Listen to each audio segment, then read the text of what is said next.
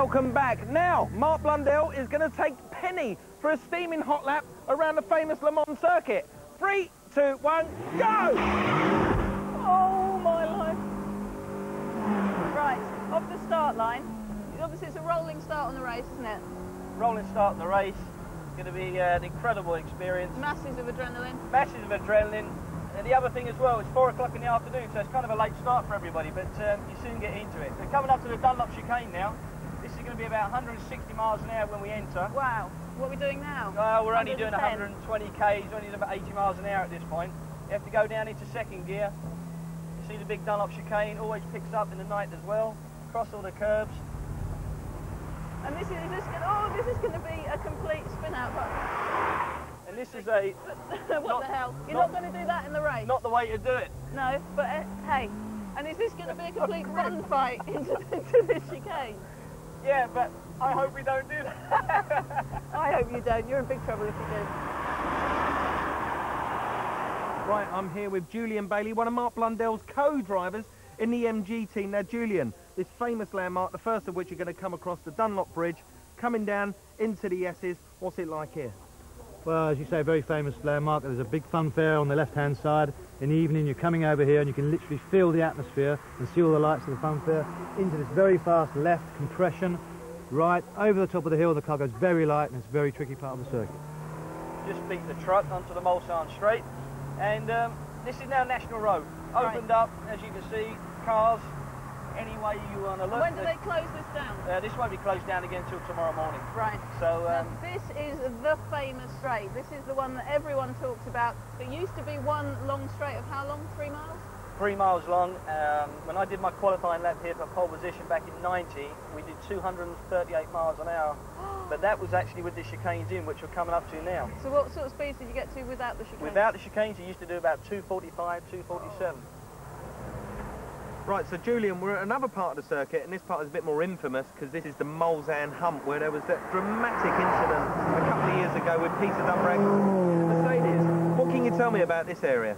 Well, that's right. We all saw that terrifying footage. It was an amazing escape.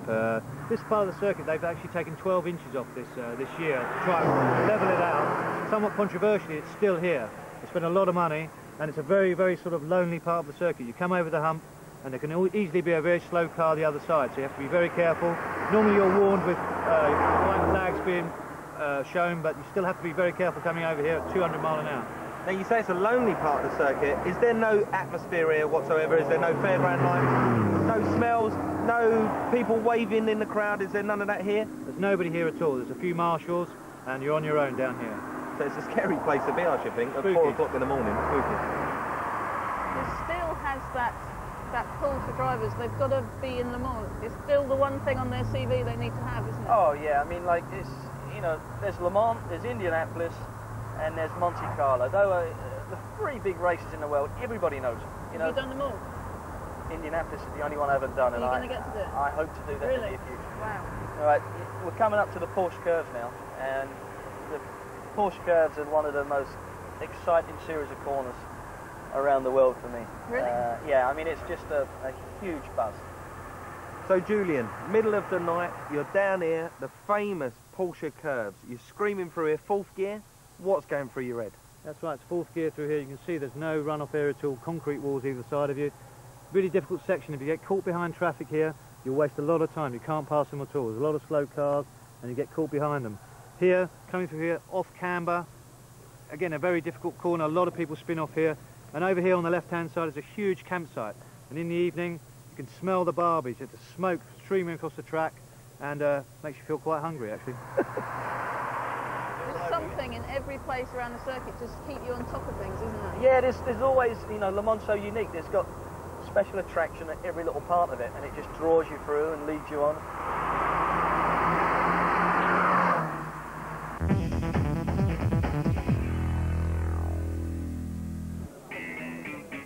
One of the reasons that so many people come to this race is that you can get so close to the cars.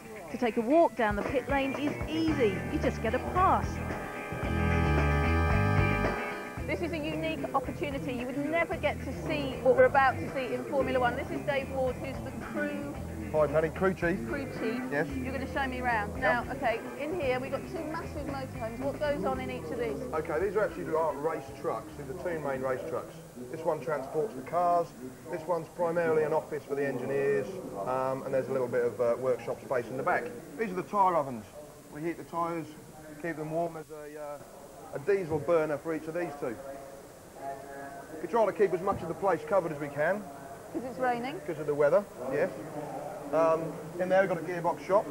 Right. 2 or 3 gearbox people that aren't there at the moment. And the coffee. Into the garage now. This is where the 2 crews work.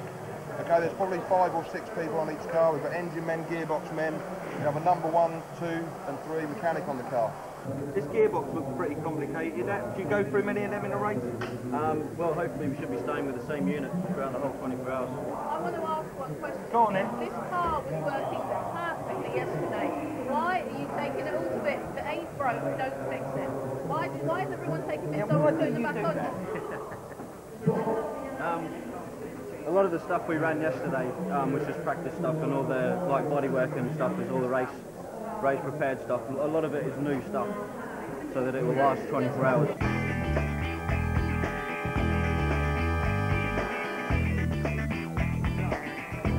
Here we are at the Panos garage. Follow me. Now, these boys are beavering away on this car. This is an LMP GT 900. This is open cockpit. Oh, gee, look, excuse me.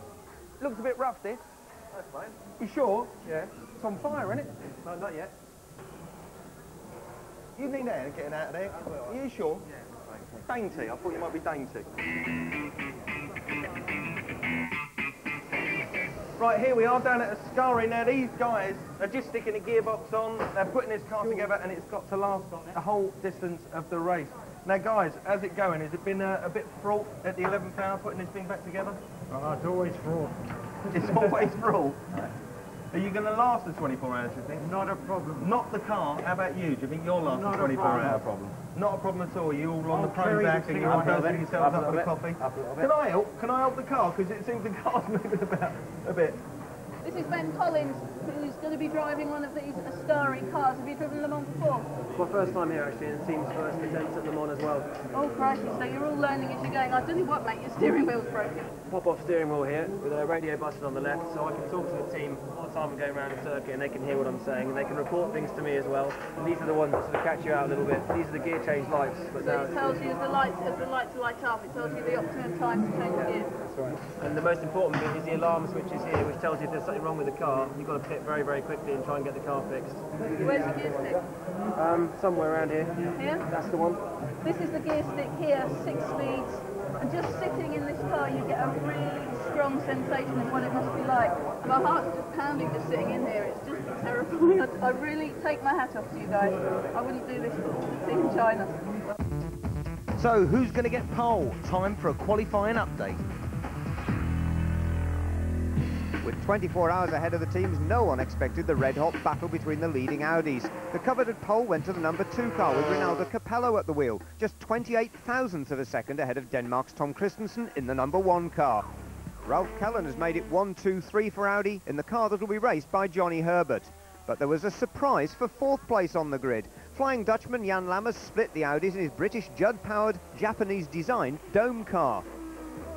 Stefan Johansson will line up in 5th place on the starting grid in his Audi, and there was a truly heroic effort by the Monegasque Olivier Beretta, which netted 6th place for Chrysler. That was just ahead of the leading Bentley, with Martin Brundle at the helm. The second Bentley qualified 9th, while further delighting the British fans, the 2 MGs qualified 1st and 2nd in their class. Anthony Reid, Warren Hughes and Johnny Kane were 17th overall, and the Blundell, Bailey and McGarrity car 19th. Well, that's it for now, but join us again at 2:35 for the final build-up to the race of the year, Le Mans 2001. For update race reports, 24-hour coverage of the race and a chance to win a Porsche Boxster for the weekend, go to 4car.co.uk.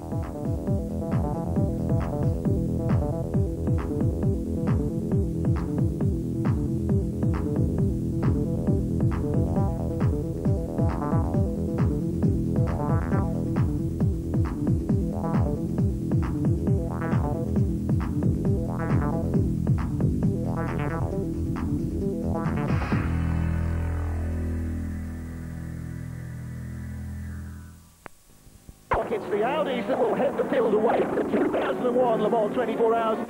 Jan Lammers starting from row 2 of the grid, vowing to get between them in the dome.